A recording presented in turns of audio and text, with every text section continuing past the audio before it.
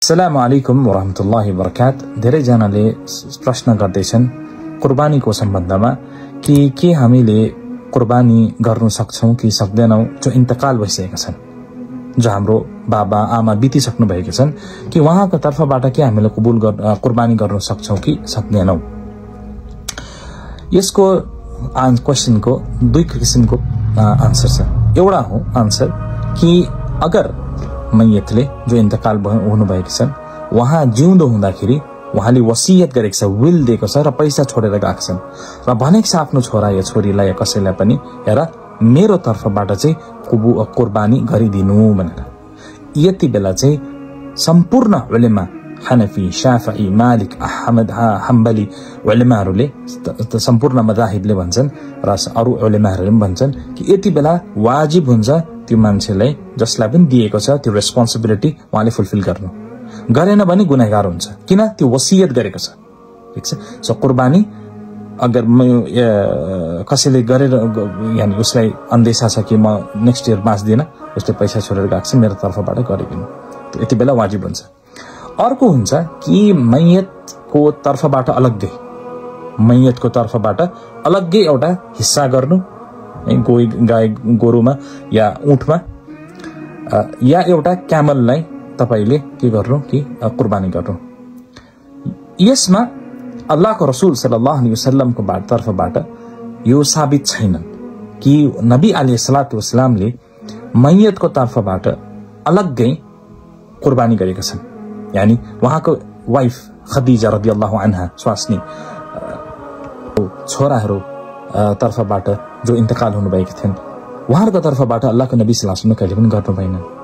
र अबू बकर सिद्दिक रदियल्लाहु अन्हु को खिलाफतमा, उमर इब्न खत्ताबको खिलाफतमा कसैकोबाट पनि हदीस र आथारको किताबमा छैन कि उहाँहरूले चाहिँ जो इन्तकाल भइसकेका छन् उहाँहरूको तर्फबाट गरेको। यानी अबू बकर सिद्दिकले नबी सल्लल्लाहु अलैहि वसल्लमको तर्फबाट कहिले पनि गर्नु भएन, न अबू बकर सिद्दिकले अरू आफ्नो फ्यामिली मेम्बर्सको लागि गर्नुभयो जो इन्तकाल भएर जानुभएको छन्, र न उमर इब्न खत्ताबले, न अगर थियो भने हदीस र आथारको किताबमा यानी सहाबा इकराम रदियल्लाहु अन्हुको बायोग्राफीमा हुन्थ्यो, तर त्यो छैनन्। जसले पनि भन्छन् कि कुर्बानी मैयतको तर्फबाट गर्न सक्छन्, उहाँहरूले एउटा हदीस लिन्छन् र त्यो हदीस को माना के हो कि अल्लाहको रसूल सल्लल्लाहु अलैहि वसल्लमले जब एउटा शीप लिनुभयो, एउटा शीप, त्यो शीप जब दबाह गर्नुभयो भेडालाई भन्नुभयो बिस्मिल्लाह, अल्लाहको नामबाट सुरु गर्दछु, अल्लाहु अकबर, अल्लाहुम्मा तक़ब्बल अन्नी, या अल्लाह यो मेरो तर्फबाट कबुल गर्नु, व अन अहली, र मेरो फ्यामिलीको तर्फबाट कबुल गर्नुहोस्, व अन जमिआ उम्मती, व अन उम्मती, र मेरो उम्मतको तर्फबाट कबुल गर्नुहोस्। ठीक छ। सो तिनीहरूले भन्छन् कि यो उम्मत जुन चाहिँ छ नि, कि हामीले त बुझ्छौँ कि मुहम्मद सल्लल्लाहु अलैहि वसल्लमले आफ्नो तर्फबाट गर्नुहुँदैछ, आफ्नो फ्यामिलीको तर्फबाट। ठिक छ। तर उम्मतको मुहम्मद सल्लल्लाहु अलैहि वसल्लमको माना के हो? सम्पूर्ण उम्मत, त्यसमा जिउँदो पनि छन् र के छन् जो मरिसकेको हुन्छन्। उनीहरूले भन्छ यो हदीसले दलिल हो। तर हामी भन्छौँ र अरू स्कलर्सहरूले पनि भन्छन् कि यो हदीसलाई अलिकति राम्ररी बुझ्नु पर्छ। यो हदीसमा अल्लाहको रसूल सल्लल्लाहु अलैहि वसल्लमले एउटै शीपलाई कुर्बानी गर्नु हुँदैछ र त्यसमा सम्पूर्ण उम्मतलाई पार्टिसिपेट गराउनु हुँदैछ, बुझ्नुभयो, र आफ्नो फ्यामिलीलाई पनि, यानी सवाबमा मेरो फ्यामिलीको तर्फबाट कबुल गर्नुहोस् या अल्लाह। र अर्को हदीसमा बैहकीमा यसको वजाहत छ, यानी वजाहत पनि भने त्यसको अलिकति वाइड अन्डरस्ट्यान्डिङ छ, त्यसमा टेक्स्ट बेसी छ। खास हदीस के रहेछ?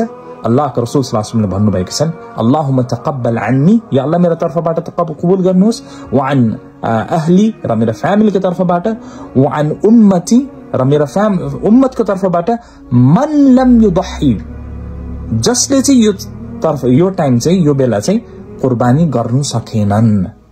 मन लम युदहीको माना के हो अरबीमा? जसले चाहिँ गर्नु सकेन। जो गर्नु सकेनको माना को? जो जिउँदो छन्, यानी कुनै न कुनै किसिमले गर्दाखेरि गर्नु सकेन।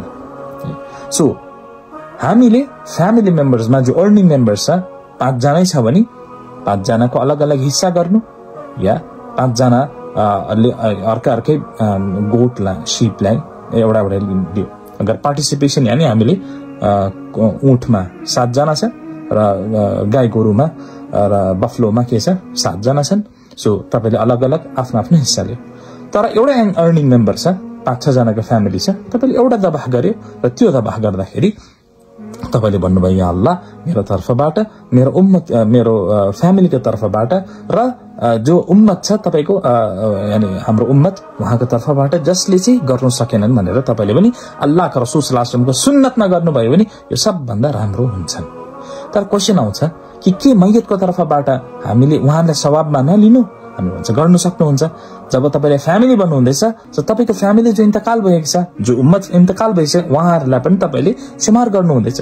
तर उहाँहरूको लागि अलग्गै हिस्सा, इन्तकाल भइसकेको मान्छे, तपाईको अब्बा अम्मी इन्तकाल हुनुभएको छ 5 साल अघि, 1 साल अघि, 2 साल अघि, 3 साल अघि र उहाँले वसियत गरेको छैनन्, सो यो यति बेला वाजिब हुँदैनन्, न नफल हुन्छ। ठीक छ।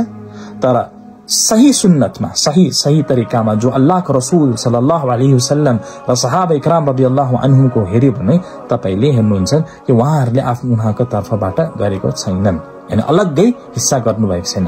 तपाई इच्छुक हुनुहुन्छ कि मेरो यो अमालले या उहाँहरूको लागि सवाब पुगोस्, त सबभन्दा राम्रो हो तपाईले जब दबाह गर्नु हुँदैछ तपाईले भन्नु या अल्लाह यो मेरो तर्फबाट कबुल गर्नुहोस्, मेरो फ्यामिलीको तर्फबाट कबुल गर्नुहोस् जो जिन्दा छ र जो इन्तकाल भइसकेका छन्, र उम्मतको तर्फबाट जो चाहिँ जो जिउँदो छन् र इन्तकाल भएका छन्, र जो उन चाहिँ जिउँदो छन् जसले चाहिँ गर्नु सकेनन्। यो हो सही तरिका कबुल कुर्बानी गर्ने। वहादा हुवा सल्लल्लाहु सय्यिदना मुहम्मद व अला आलिहि व अस्हाबिहि अजमाइन। अस्सलामु अलैकुम व रहमतुल्लाहि व बरकातुहू।